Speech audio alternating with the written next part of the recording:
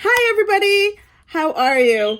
I'm back with my very good friend, Gemma Good from Doodle Day Darlings. Gemma is on YouTube. She's on Instagram. She creates the most amazing doodle challenges. And of course, she's a planner mom. I've wanted to do this with Gemma for a very long time, and I am so excited to finally get her on camera to answer my questions. Hi, Gemma. Hello! That was one of the best intros. I like that. How are you, Gemma? I'm good. We have sunshine in the UK. Yay! It's still cold in New York. All right, Gemma, let's jump right in. Tell me when and how you started this thing called planner. Oh, right. Well, I think officially I had a journal when my little boy was born. So 6 months after he was born, I was drowning. Not in mum, because that was beautiful, but I felt like it took all of my time.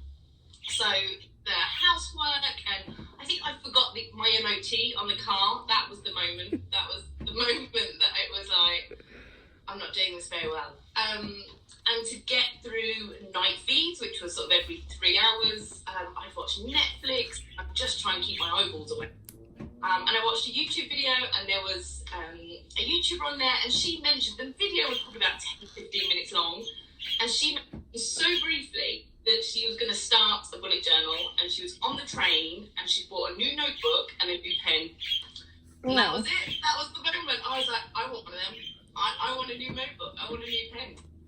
And it had just been my birthday, so I had a voucher for Amazon.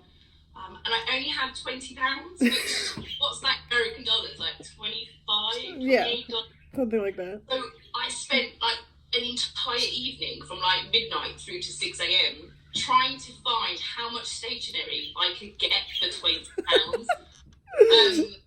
And so I got a moleskin and some friction pens, you know, the pens you can write it and then rub out, because I had so many things in my brain that I felt like I needed to get out. I was like, no, let me be able to rub it all out as well. So I bought that, and a couple of days later it turned up. And that must have been three years ago. Wow. Which is a hell of a long time. But I just needed something that meant that I didn't miss an MOT on the car, and would give me a way of feeling like I was on top of being like a mum and the house and me, and like even stuff like tracking going and having a shower. 3 years later seemed really ridiculous, but at the time, it was such an important thing. It was like, no, because I'm sure I'm not having a shower as much as I should. So this notebook turned up 3 years ago, and I had that book sweat, you know, when you don't want to put pen. You're not ready yet. Book. And so I started to put layouts on bits of paper, and was like, is that what I want? Is that what I want?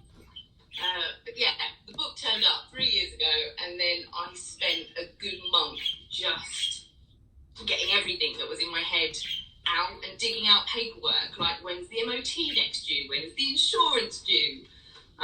When am I meant to go and get my kid immunised? Because that felt like I was never going to remember. 3 years, that seems crazy. It's been a heck of a ride. I can now shower all by myself. I'm so proud of you. I know. But it's something I've still tracked to this day. It's still something, I don't call it shower though, because 3 years ago I think I got the journal, and then a couple of months after that I started Doodle Day Darlings, the Instagram account. And I started to upload things just to sort of share with people, because there were other people out there very similar. And someone called me out that I had shower as a tracker. They were really mean. They were like, if you need to track having a shower. Yeah, they called me out, so I don't call it shower anymore. I call it a cleanse. I cleanse. It was like a much more grown-up way. But now you all know the secret. Now we're all judging and watching. I think a lot of moms track very small, mundane things that most people take for granted. But something like, did I brush my teeth today? And did I? Yeah. I track all sorts of weird and wonderful for me, I think that's the point. It's not that I wouldn't have done it if I didn't put it in my tracker, but it's that reward that says, even though I had so much going on, or I felt so low, I still did it. And still to this day, marking that off as an X on a bit of paper. So satisfying. The whole thing is very satisfying. Getting all of the stuff out of your head and on paper just feels like it now has a home. I don't have to remember it. That's it, done. And then getting to cross. I mean, do you write things down just so you can cross it off? Do I? Of course. Who doesn't do that? I love that. I love that. Sometimes I'll get to the end of the day and I haven't opened my journal that day, and I haven't put down the stuff that I've done, and the only thing that's written on there is something I've written the day before, which is like one bullet point, and I'm like, I need more. I need so much more. I'll reverse it and I will write down all this, and I'll squish so much in that type box that I'm like, yeah, I did a lot that day. Yeah, I did that. Absolutely, reverse journaling, it's a thing. Yes. Absolutely. Reverse journaling, I love that. So you started out in the Moleskine. Do you still use that? No, the Moleskine has like, it doesn't have numbered pages, but the pages, so I worked out really quickly with journaling that I'm not just motivated to write down a bullet point. That's not enough. I have to be colourful. It's like merges two things. So yeah, I have to merge two things. I don't know if I can flip and show you, but no, it has to be colourful, and in order for me to open it, it has to feel like I've put something in it, so therefore I want to keep going with that. I want to add to it. So if it's not colourful, but unfortunately, as much as I love it for my first journal, the page quality, I hate to diss it because it's my baby. But no page, it's like 90 GSM, which is really thin. So this I love for nostalgia, the Moleskine, and it was the cheapest because I had that £20 and I was trying to really make my money go far. So I would recommend it as a journal. But no, I've gone through 4. I've gone through, Well, that's good. That makes you kind of an expert when you explore different papers, different journals. If somebody adds lots of felt tip colour, then yeah, I can hold my own in a conversation.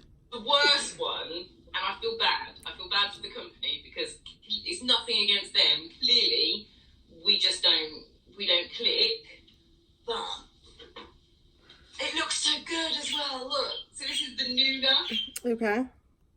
It's got orange dots. Oh, that's harsh. Yeah, I feel like that's a swear word. It's got orange dots. The lead through on it is crackers. Like, that's... Oh, gosh. It's no good. It's also massive. Like, it could take you out if you were ever at nighttime journaling and there was a burglar. Chuck it. It could do. But, yeah, it's great. It's got a bazillion of pages, but it just can't handle colour at all. So what I've ended up doing is giving it my son. Oh. So Leo draws all over it. That's what happens. That doesn't get onto Instagram. No one knows about that. No.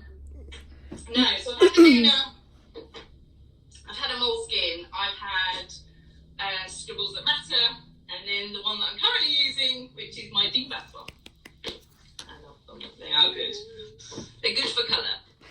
What are your 3 favorite materials of either your entire 3-year career, or what are your current favorite 3?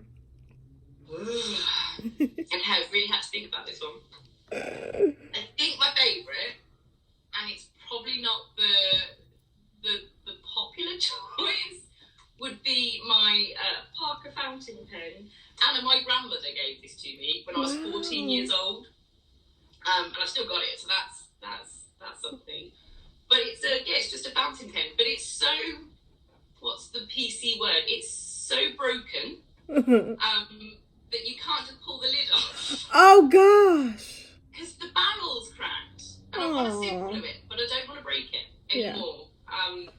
So you have to sort of you really have to hold it and shimmy it. Yeah. But but it's gorgeous. I don't think I've ever seen you do like writing with a fountain pen. That's what all of my journal, when I do filled out stuff, I write only with this one. That's like your little secret, though. Yeah, I don't think I've ever seen you write with that. No, it's surely you have that pen, right? That one pen that you just you love. Yeah. I'm a little ashamed of it too, because it's very unlike me. I'm very simple in the things that I use. I don't like showy, shiny things. It's not my personal aesthetic. I mean, of course, I'm a little I dress up for this. And I do a little nail polish for my videos, but that's not normally what I do in my everyday life. So I've fallen in love with a pen that is very shiny and glittery. One with all the little jewels in. Yes. It is, isn't it? You love that one. I do. I really do. But you know what is crazy? And I have it right here taking notes. What I love the most about this pen is the weight. The weight of it, and I have small hands, but for some reason the heaviness of this pen makes me feel really, really good about the way I write. I don't know. What I love about this pen, I'm sure, and I really hope that everybody has found that holy grail pen for them. But it just makes your handwriting look beautiful, and it feels good. I'm not sure if the handwriting looks beautiful, but I feel like it's the most amazing thing I've ever. And sometimes I will grab whatever's on my desk, because of course we have all the pens. And then I'm like, no, what did I do? Where's the pen? Do you get that thing though? If somebody, so my pens live on my desk. Yeah. And someone will come in and they're like, can I just borrow a pen? No. No. No, you can't. No. No. I have. So this little thing here is all of my pens. And then off camera, I have a pot of crap pens. That's your pen. But I share my studio space with my two girls, and their desk is right behind. They have all their stuff. Mommy spends a lot of money keeping you happy with your pens, your pencils. Don't touch my stuff. Yeah, and my husband knows better. He's a chef, so he uses a lot of the generic Sharpie markers. He's got tons of those sticking out of here, and it's the one marker I really don't gravitate towards, so there isn't any confusion. It's pens. Yeah. Sharpies they're built from different things. They're not. My brother bought me a huge set of Sharpies because he knows that, I like journaling. Yeah. And I was like, thanks, I can't use these. They bleed through wood. Everything, yeah. They bleed through wood. What am I going to do with them? But so I get really funny. If people come around, I caught my friend the other day. She was on the phone in my kitchen because that's where my desk is. And she said, I'm on the phone. Can I just get a pen to write this down? And I've never jumped off a sofa so quickly to stop her using it. Yes. I was like, no. She's on the phone to like the doctors or something. And like the doctor must have heard in the background me losing it over my pens. And they're not even expensive pens. Let's put it out. No, but they're sacred. I completely I will walk around with my pens and somebody will say, and I will purposely look the other way. I don't. No, I would say my Parker pen because I think it's like a lot of nostalgia because it was from my nan. And it's also just one of those that I write with it, and I just love it. I'll see if I can find somewhere that I've just wrote it. Look, that's just nice. It's just a nice pen. It is, and that's one of my favorite spreads too. Your Valentine's Day. I'm fangirling. Then I think I'd have to say, again, not expensive, but I get asked probably once a week, every week, for at least the last couple of years, the felt tip pens that I use. Yeah. And I've never, up until recently, I've never had Tombos or like the brush pens because I have no budget. I'm a mum. So I bought Faber-Castell, and I just learned that they have an actual name. So they're called red line markers or red line felt tips. And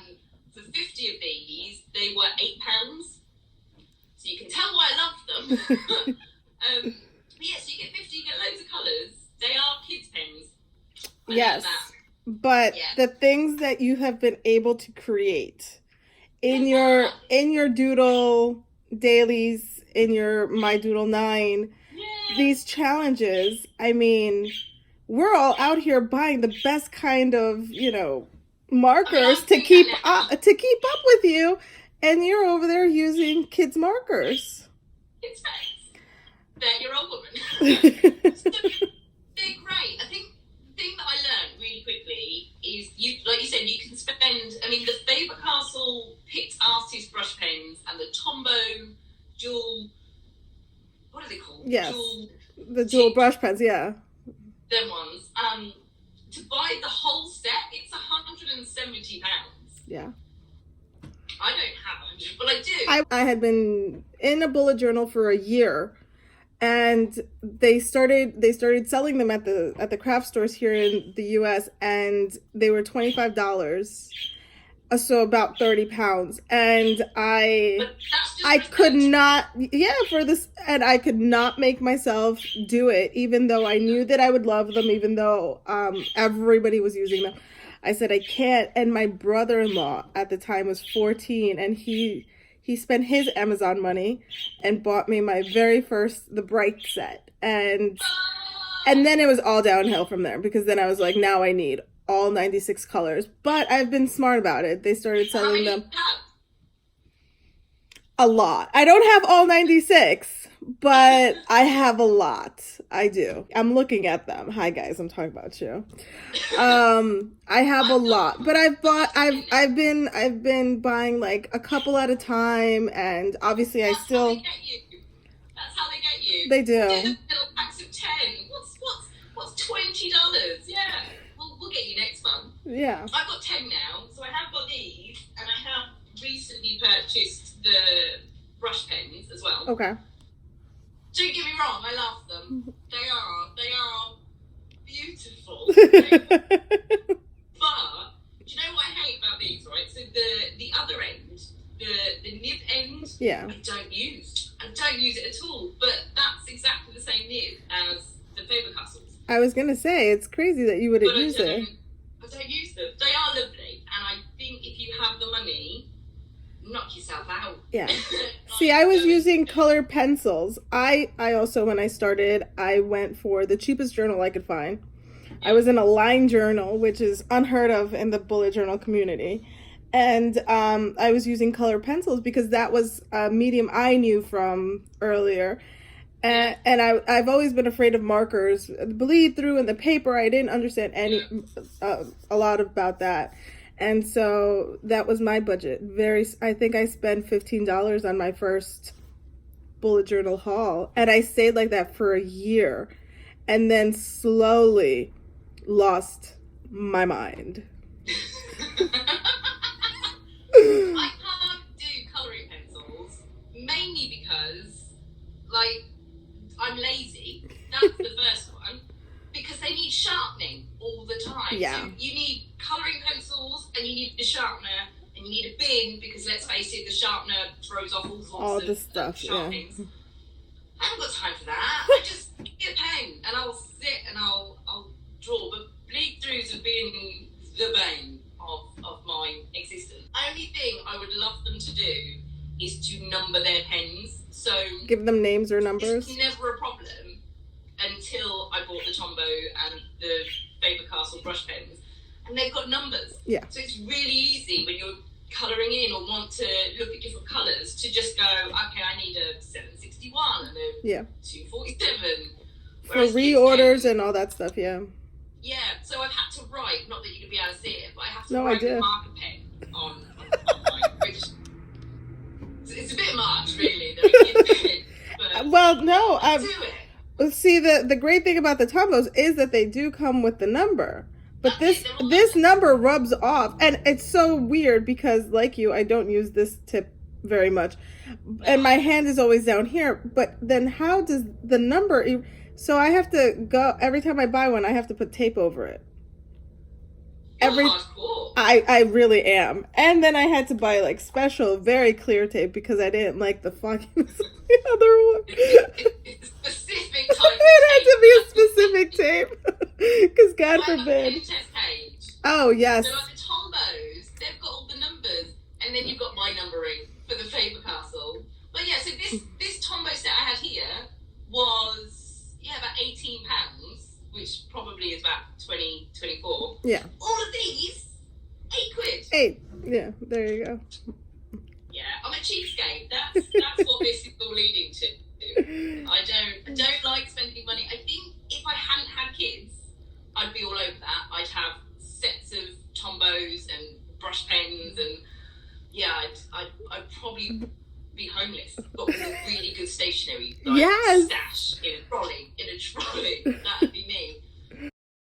Can I say that it's my new Annie sticker? It's so amazing. That is so shameless. Shameless. This is tough, Anna. It is. It's rough. I'm gonna go with the book. Purely because I use felted pens, so I use markers, and that's a lot of colour. That's upside down. But to put that much colour on a bit of paper, if it's the wrong notebook, it is going to bleed, it is going to ghost, and there's nothing worse. There's nothing worse than spending like 15, 20 minutes, half an hour, on a page, and then have all that marker on the other side. Yeah. Yeah. So I'm quite in love with my. So I'm on a dingbats at the moment. That sounds weird, doesn't it? I'm using a dingbats journal. And but no, it's nice. It is nice. It's nice to have a journal that you can. Do you feel like you found your quote unquote planner piece being in there? Who's that? You're embarrassed. Can I just say though? You're embarrassing me. Talk about this. It gets me every time. I love it. Can't stop doing it. Brilliant. Oh goodness. Have I found? I don't know. I really don't know. I started wanting to try as many journals as possible, but as I get, like, I'm one of those people, if I start in a notebook, I have to finish. Oh, that thank notebook. goodness. A lady after my own heart. On it. Yeah. I have to. It's not an option. And I've found 2 great notebooks now. This one and the Scribbles That Matter. Although I think personally I'd buy this one because I kind of prefer the company. Shame. But yeah, now I found it. Now I'm worried that if I go and buy another notebook, what if it's not as good? If I go and spend £17-18 on a notebook and it's not any good, I probably would be devastated because I'm too cheap to buy another one. The Nuna, that thing was like nearly £30. It was so expensive, and within months I knew that I hated it. That it was no good, and I stopped uploading to Instagram. I had like a 5-month break because the journal didn't work for me. It was too big. It had orange dots. That is so strange. That is so strange. No, it's not good, is it? It's not good. And the dots are smaller. They're not. So most dot notebooks are 0.5 centimetre spacing. The Nuna's like 0.3. So it's just lots. Wow. Yeah. So big journal and very small spacing. That's so odd. Yeah, it's bad. It's like an accounting book, basically. I'm sorry, Nuna.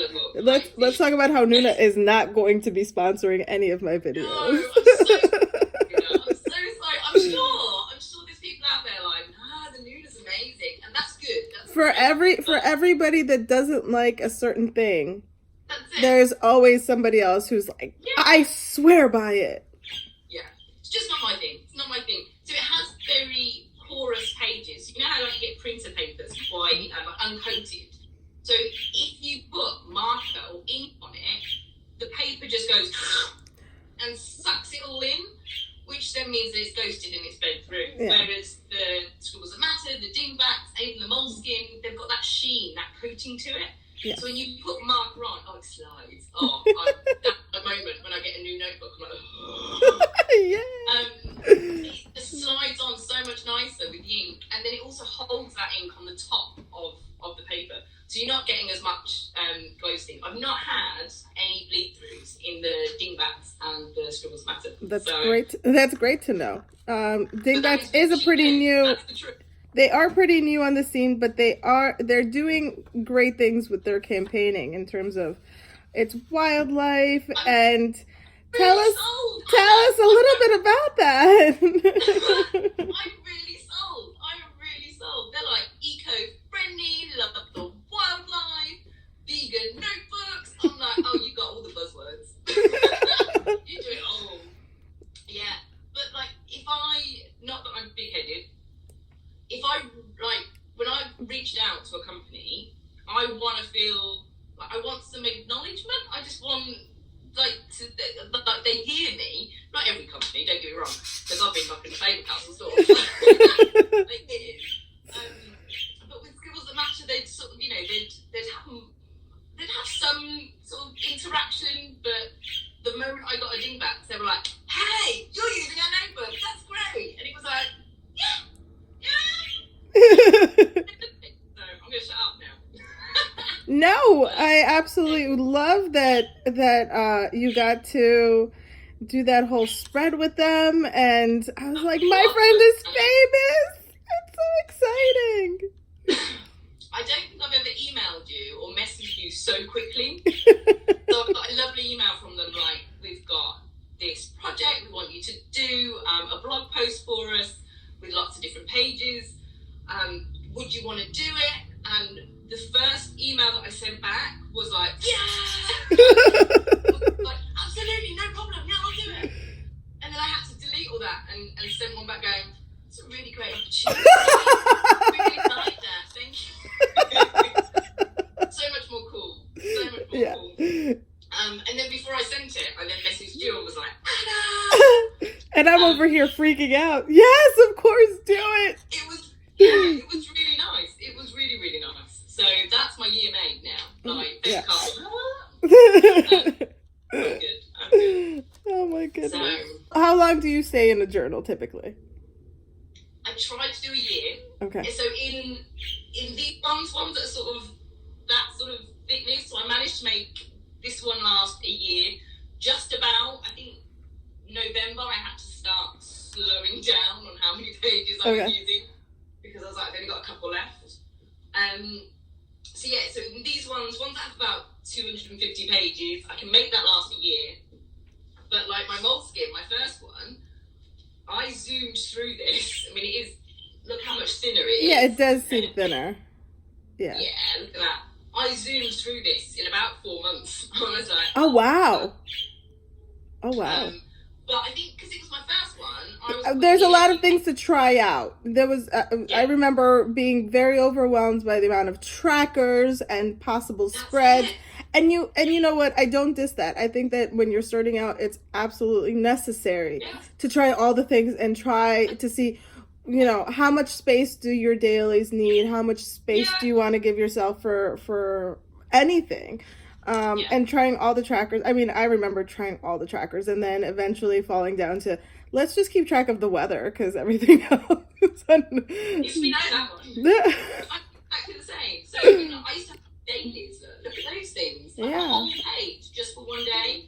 Clearly, I don't have enough going on in my life. Yeah, no. An entire page. I didn't actually check what was on that one. Well, that's how that's when I started doodling, was because I didn't have enough to fit, to fill in the page. And I was seeing all of these stickers and I couldn't afford to buy stickers. So I would see somebody's doodle and I would be, I can do that. Let me just copy that. Yeah. That's me. Honestly. So I had my one Amazon voucher, and if you go onto Instagram, it's like stationery overload. There's it is. So much talent and so many doodles and stickers and washi tape and lettering and there's loads of it. And there was me with my one journal and my one pen. Like, okay. It's amazing that we've made it this far. That's exactly what I do. I would literally then just doodle what I saw on Instagram, and I didn't even have pens when I first started, so I pinched my stepson's felt tip pens. Oh my goodness! And was using his for the longest time. I did most of my doodles with it. And he went on holiday with his mum, and he was like, "Can I take my pen?" Oh no, you can't take them. They're mine now. I was like, "Please don't. Please don't take them." But of course, that's not what I said. I said, "Yeah, sure, it's fine, take them." The horror. And so I went out and bought a set for £3, I think it was, like an unbranded supermarket brand pens, and they were right then.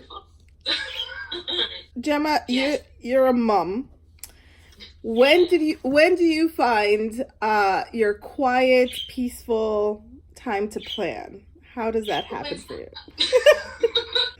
It's changed. Over the last couple of years, it has changed. So when I first started journaling, it was at night time. So it was sort of, Leo would sleep for the longest period between sort of 8 o'clock at night and midnight. That was like the window. Wow. And he'd go to sleep, and I'd sit with a bedside lamp with my journal, not being able to see it. And so I'd do all of my planning and stuff at night time. That was when it was. But that being said, the kid's 3 years old now. And he now sleeps through the night. Yay! Thank goodness for that. It took 3 years. And like, nobody told me that. But yeah, so he's finally sleeping through the night. And I now sleep through the night too. That's like, he goes to bed and I go to bed with him. There's no time at night time now.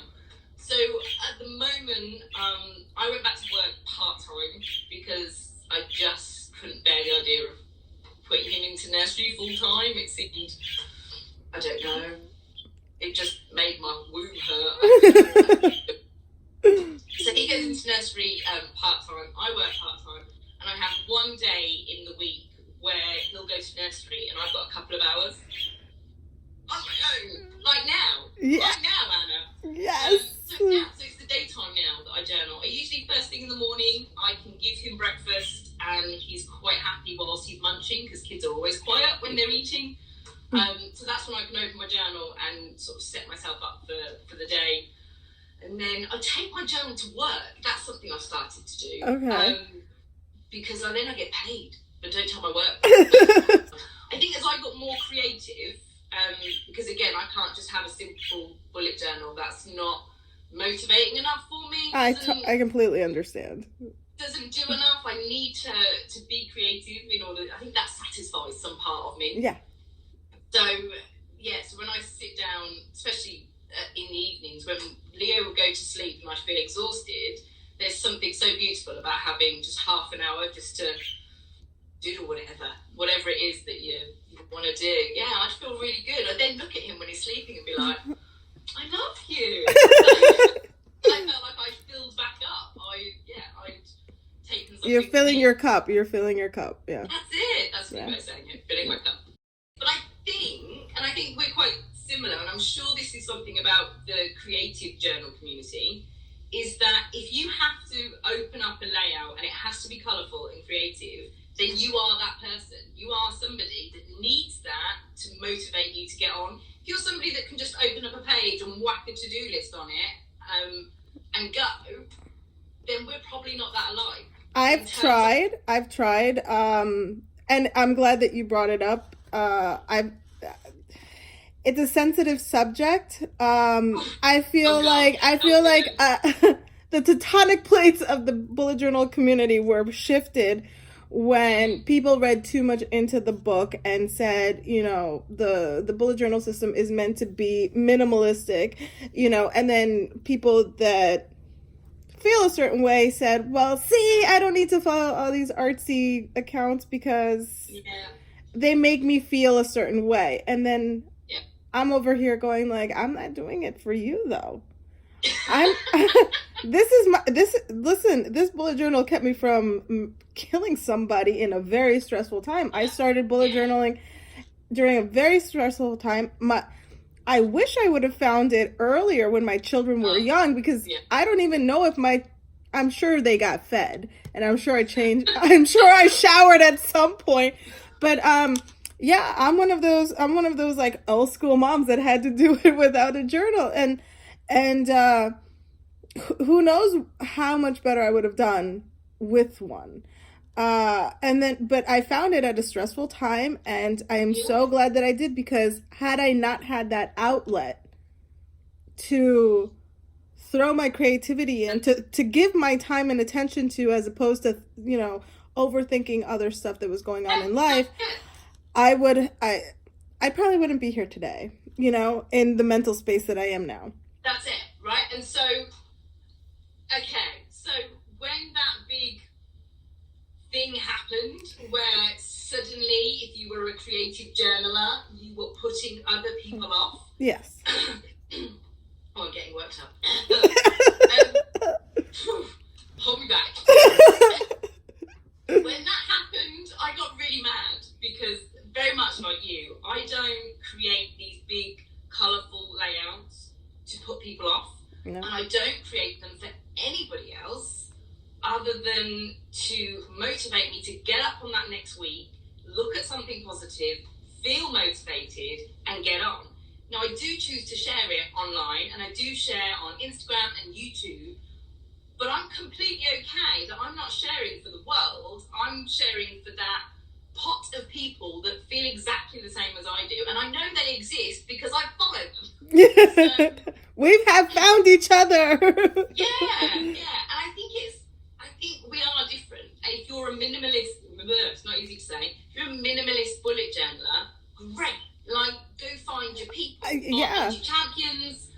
There were loads of people that I started to follow in the beginning, because I think when you start on Instagram, and I very much found bullet journaling, and instantly my motivation went through the roof. So I was like, follow everyone. And I get it. You do get overwhelmed, because suddenly there's so much content that you stops being productive or stops inspiring you, and actually does the opposite and reverses. Yeah, you're spending all of your time on the phone, liking if it stops you from wanting to be creative, not your people. Not your thing. I have stopped in the last 6 months calling myself a bullet journaler. So I don't use bullet journal hashtags on my Instagram. I use creative journal, creative journaler, creative journaling, creative planning. I don't use the term bullet journal, because I feel like my journal now, and a lot of people's journal that I see, is so much more than what Ryder Carroll initially put the bullet journal out to be. Because I add so much more into it. I do still sort of, do the crossing off stuff and migrating stuff, but I feel like that's one app on a journal of many that I use. So I have, self-care trackers and fitness trackers. Oh, let's not talk about that. There's so much that I use, and it has to be colourful. And I would hate if somebody searched through that bullet journal hashtag, saw my account, and my account was something that put them off. I'm not for you. I'm not for that audience. Yeah. I'm for the people that actually, got to midnight, found themselves in a really difficult, horrible headspace, and found that there's a creative part of them that was missing, that they don't do anymore. I did so much art as a kid and a young adult, and then life comes and you stop being creative, and you just get through and be productive, or as productive as you can, before you get to a point where actually you realise that was really important. It was really important for me to do those things, to have that outlet and that, to just be. And so when people come to my account, I hope that they see it literally as somebody with chronic anxiety that is learning to deal with it through being creative and trying to be productive. But no, so I don't use the bullet journal hashtag. I think I've evolved a little bit out of just a standard bullet journal. And I've definitely found it's took a hit on my Instagram, like the amount of likes and things like that I get. Yeah, there's a definite difference by not using a bullet journal hashtag. Am I bothered? Nope. not at all. I'd rather have 2 people like one of my posts, and they're 2 people that are there for that content than 400 people that perhaps don't. Yeah. I'll shut up now. I 100% agree, and we had a lot of feelings at the beginning, and talking it out with you, I realized that it's not really about, the system is what it is. It's there. we took the system, and like you said, we have evolved from it, and our creativity has either reawoken, because I was an art major in college and then dropped it, um, or has, for other people, they didn't even know that they were creative until one day, they started doing something. So I do follow a lot of minimalists. I love the idea of putting a spread like that, and I've tried it in my own style, and then I'm like, it needs a touch of color, and then one color becomes three, because then you have to shade and you have to highlight, and then all of a sudden it evolves, and then I realize I cannot be, I'm not going to put myself in a box. And talking to other people, the motivation was, well, what am I trying to do here? I'm sharing what I would normally have kept to myself. I would do this whether or not I'm sharing it on Instagram, or on YouTube. And there are times when I don't even feel like sharing, and people say, why aren't you posting? And it's not that I'm not creating, it's that I just don't feel like I need to share everything. I always moments. I'm like, I'll disappear for weeks at a time, and there's people like you that I speak to a lot that are like, what are you doing? Gemma, where are you? And I'm like, you're right, I'm still using it, I'm still doing it, but to put it out there is not where I'm at. Yeah. So I've got to step back, and I've got to do it for me. I don't think there needs to be hate and animosity, or I hate that. So I've stepped out of that bullet journal space. I use the method. I want to inspire, and that's what I've realized that I'm here for. If you like my content, then I am trying to inspire you to create your own. It's the same way. I mean, if you see somebody being creative, you go, I want to do that. Yeah, absolutely. Hurry away, and you're like, I'm gonna do that. That's the feeling you should get. And if you're following people that don't do that, then my question to those people is why? Why do you keep following somebody that doesn't make you happy? Yeah, I think sometimes we get worked up that if we unfollow them, it's somehow offending someone, and it's. I don't have that feeling anymore. I keep the amount of people I follow, I keep it small and I keep it tight, because I have also realized the amount of time that I spend looking at yours is taking away from the amount of time I'm spending in my life. And so I try to keep it at a smaller number. And it has nothing to do with how sweet you are. We can have conversations in DMs. We can be friends in other ways. But if your content doesn't necessarily pertain to what I'm aspiring to do. Yeah. I love following small accounts. When I started, I followed all of the massive bullet journal accounts, like all the people we know, some we hate, all of the big people that have like thousands. And I definitely started with the idea that I want to be like them. Yeah. And then really quickly realised I don't like your content, but I thought I liked you because of how big you were. Yeah. I've since got rid of all of them. I love little accounts. You started the Daily Doodle Challenge. And you're like, do you want to do this? And I'm sitting there going, oh my god, she's talking to me. She's talking to me. You were fat. So one of the things I tell you all the time is it's that realness that I love. So it's that freeness to be like, look, this is life. One of the things I'm a little guilty of, that's an understatement, is to want things to look perfect, even when I know they are not. and behind the scenes, they are not. And that's something that the last year, certainly, probably more the last couple of months, is that I'm now, like when I scroll back down to my first couple of photos, the lighting's crap and the page is yellow. And it's like, it's the worst photo, but it's the photo I love the most. Because I'm so free. I didn't worry about backgrounds and lighting. I was just like, boom, that's what I did. Yeah. So that's something I think I'd love to do this year. That'd be one of my goals, would be just to upload more. What is your most functional spread?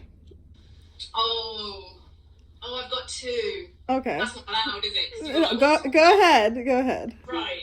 Tell us. So, the journal head, the Gemma journal head, says it has to be a weekly. I live in a weekly. Let's use this one, Anna.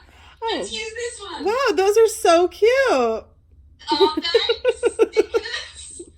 But I use this weekly all the time for everything. Let's find one. Okay, so. Gorge. We'll do that. It's got my doodle because that keeps me happy. It's got space to plan. The quote, always the quote. Honestly, I don't think I could open my journal if there wasn't a quote. I'd be like, well, what am I meant to do with my life? What do I do? I still always have space for tracking. I think I fit so much in a weekly. You really do. That it kind of makes my monthly redundant. Okay. Like, I don't use my monthly half as much as I probably should do. But I just like to see everything. It's like you can tell I'm a mum. I just need to see everything in front of me, and then I feel like I'm in control. Yes. So yeah, no, definitely a weekly. It has to be. I want to track stuff like cleansing, and I want to track if I'm getting out and doing a run or not, which is usually what happens. Housework. Have I done housework that day? And then I have to, there's always stuff I have in a weekly that I do the same. And it's been 3 years and I still use the same weekly layouts that I started 3 years ago. So you're lucky. You found it early on and you've stuck by it. I've got two. I've got what I call like a vertical weekly and then I have a horizontal weekly. I'm quite autistic. I've got the two. That works for me. Yeah. If I switch it up, I'm like, what am I doing? Well, it takes a minute to figure it out. Yeah. I use your monthly now. So, like, you do that one, don't you? You do the vertical with the spacing. I do that now. And I'm better. But, yeah. But if I didn't have as much in my weekly, I'd probably use my monthly. Yeah, it's always been a lot. I mean, I spent last month doing a faux Hobonichi weeks because that's the latest trend, and I want the journal, and oh my God, should I get it? But like you, I have a no book left behind policy, so I have to finish. That's what I put it. No book left, and that comes from like when I used to read, because who has time for that anymore? But I couldn't keep up with doodle challenges. I'd put one out and I'd pour my heart into it. I'd put it out, and people were like, "It's great. When's the next one?" Gemma, talk about these challenges though. Let's talk about you creating a community where all of the small and large accounts can come to find each other. And everybody has a place. It is so nice to find a challenge where nobody's competing against anybody because all we're doing is being inspired by each other. And sharing each other. And tagging each other. Have I told you how genius mydoodlenine is? have I told you that enough lately? A little bit. I've done monthly doodle challenges for a couple of months, and what I realised was that actually, for me to want to do a monthly doodle challenge, I want to push myself and I want to make it more and more complicated. And slowly, the gap between what I wanted to do, and what the majority of people that also wanted to do it but were like, "Whoa, I can't do that," and then it was like, okay, that's not working, and I didn't.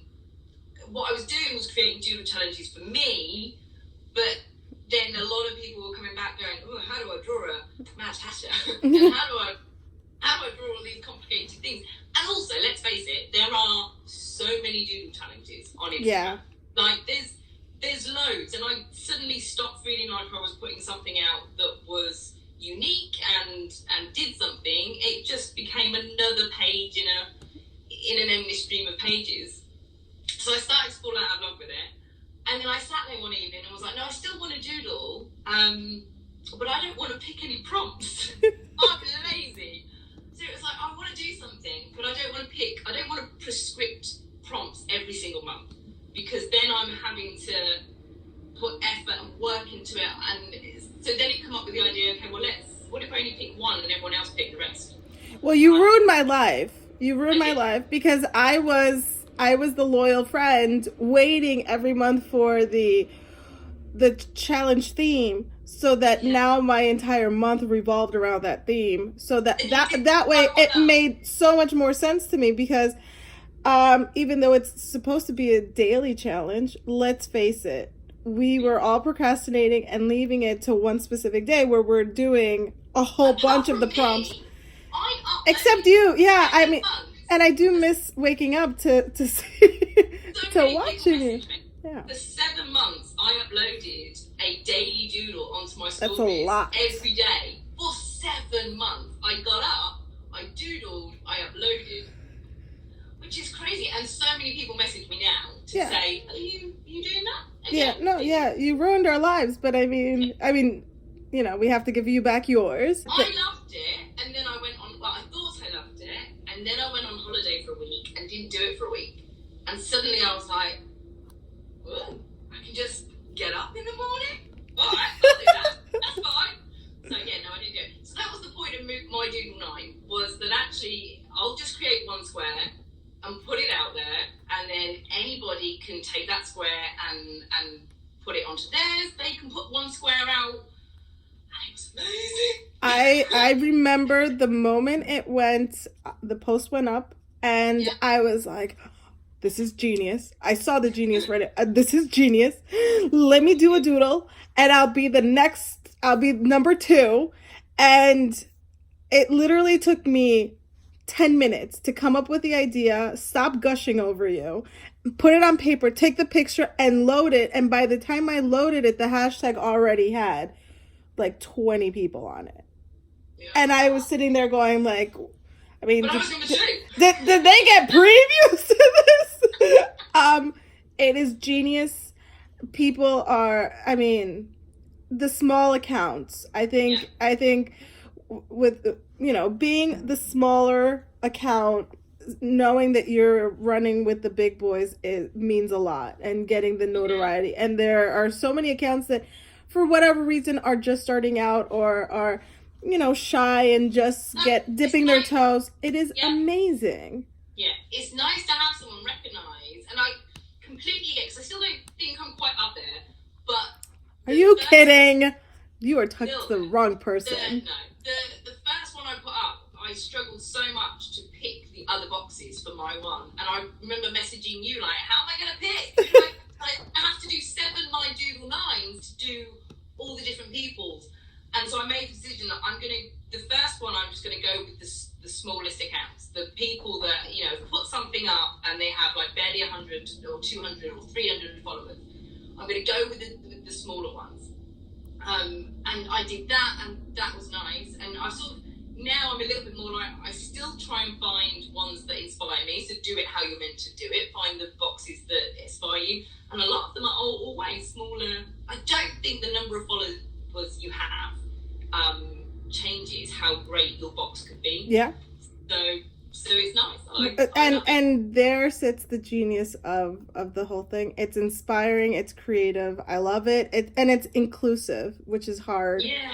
Which is hard to find nowadays. I put it up, and we spoke about it. I put it up, and one of the first, like within a couple of weeks, people began to message me and go, "When are you doing another one?" And I was like, "No, this is it. No, this is my genius for the world. This is my legacy now." Yeah, like you don't have to wait. No, there's no rules. Yeah. You just go. Go and do. Go and do it. The only thing I wish I'd done was a little prompt square that explained the rules of my Doodle 9, because I get a lot of people still message me going, "How do you do it? What do you do?" There's always April. So I'm having to sort of like tag people in the original one that sort of explains it a lot. So perhaps I'll have to put one up that sort of explains how to do my Doodle 9, but that also lets them know that you do it however you like, whenever you like. So thank you. That's very nice. I am enjoying it. To close out, in your many years as a planner, as a doodler, give us some planner wisdom. Yeah? What have I got? moment I realise I'm not Gandhi. I think if I had to say anything, if you're gonna start your own journal, then do stuff for you. When I started that first journal, I'd scroll Instagram and I'd see My Level 10 Life, and I'd see a cleaning tracker, and I'd see a colouring in mood balloon tracker, and I would instantly spend that evening creating all of these pages, and effectively it would have took me an hour and a half every day to fill out and colour in and keep track of all the stuff that I decided that I wanted to do. I don't think it works like that. I think only put the stuff that you genuinely have a need for in your journal. Don't overdo it. I have set pages now every month that I put in, and if I see another page that I think is brilliant, I'll bookmark it on Instagram instead. So rather than putting 7-8 different pages of trackers and things in and them not being used, I think if you were to look through most of my journals, you would see so many pages that are like tumbleweed, where I put effort into it, and it's not. There's nothing worse than a tracker that went unused, because it's. I've got a fair few. I've got a lot, because I'm guilty of seeing what the other person has, and wanting it for myself, but not being ready to invest in that. Yeah. So I'd say, everyone knows when they come to a journal and they want to start it, they know what they want to do. They know why it's important and what it is they want to do with it. So just start there. Don't overload it. The amount of people that I have spoke to that have been like, I got put off journaling because there was too much to do. Don't do it. Don't do it that way. Yeah. No, I mean, I have my set pages. I have my Leo Loves, which is my child gratitude page every month, which I love, and I have my doodle challenge, and that's pretty much it. I've stopped all my social media trackers. I don't feel the need to do them. I've got my fitness tracker. That's going really well. But I think it's when you're really motivated to start, you're going to be really motivated to try and add everything in, and really quickly you're going to sink under all of the different things that you've got. So just pick the pages that you want. Start with a good weekly or a good monthly, potato, whatever works for you, and then just build it up from there. So if you feel like you want to sit down and journal, add a doodle challenge, because that's really a great way of opening it up all the time. That was one of the reasons that I started doodle challenges, was because I needed a way of opening my journal every day. Yeah. Because it would sit on a shelf and I wouldn't do it. So I would put a doodle challenge in, so that each day I had something to doodle, because that, that inspires me. Yes. And then I'd go to my to-do list and then start on that. And then Yeah, and that was the way that it sort of led me in, got me. But yeah, don't overload it. Don't try and be everything to all pages. It just doesn't work. And it's not worth it. It's not worth doing that page and then like putting all that effort in and then just not getting the enjoyment out of it. I did a fitness tracker last year with what's the Roger Rabbit lady? Yes, Jessica. So I did that. I spent a good half an hour doing this fitness tracking, and then nothing. I didn't do any exercise whatsoever. So it just became a ghost page in my journal. Whereas this year, when I finally was ready to be more active, I went out and did some runs and started to do it. And then once I'd done it, I did the page. Then you went back and did reverse planning. And now I'm like, this thing again. But yeah, so just go easy on yourself. Don't try and tracking is a difficult one anyway. I think people try and track so much, and we don't want to feel like we're being measured. And are we tracking for ourselves, or are we tracking for just to fill in the page? Was what I found. I don't want to remember in 5 years' time if I did the washing up. No, bothered. I don't want to know. But I do want to see a doodle that I've done now. That excites me. I like big pages, so doodle challenges and visual memory pages. If I get up or I'm doing journaling and I've finished my to-do list and I've finished that and I've got nothing else to do, but I still have that, I want to do more journaling, they're the pages I can go to and sit down and be creative. But if I choose not to, if I choose to have a couple of days where I don't do it, I've not lost anything. They're still there and they're still happy when I can pick them up. But if it's a tracker, like the amount of times I've got a gratitude page and there's big gaps where I've just gone off journal and I've not done it. And you can. I don't leave the space, but I definitely just put in, I love my children. That'd be my only wisdom. Don't try and run a mountain. Like, nobody wants that. Nobody wants to feel like their journal's holding them to task and they've got a mountain to do. You need to add to do this. Like, we want to be simple to do this. So that's as wisdom-y as it's going to get. I love it. Gemma, thank you so much for doing this with me, for taking the chance. Hell of an editing job to do now because we waffle. No, this was great.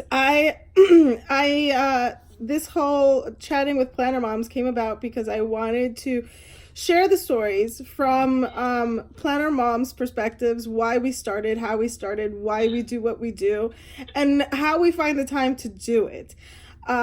We have to wear a lot of hats as moms, and this I know what the planner system has done for me, and I know what it has sparked creatively for me and all of the different avenues I am now involved in. I mean, I never would have thought ever that I would be on YouTube or doing this or having the kind of friendships that I've created. And so I want to create a safe space for ladies to come and share their stories. And I'm so grateful that you are taking the chance and doing it, even though it's so new. And I thank you for your friendship and your wisdom and all the things. Oh, no, it's been brilliant. I've loved it. I loved watching the other one. So I'm subscribed to the next one. I don't know if I'll watch my one, but I'll watch the next one. I love stories. We all do, don't we? That's how. So yeah, viva the chatty mum. If you haven't already, please like and subscribe. Don't miss a thing. Thanks so much for watching. Bye. Okay, here we go.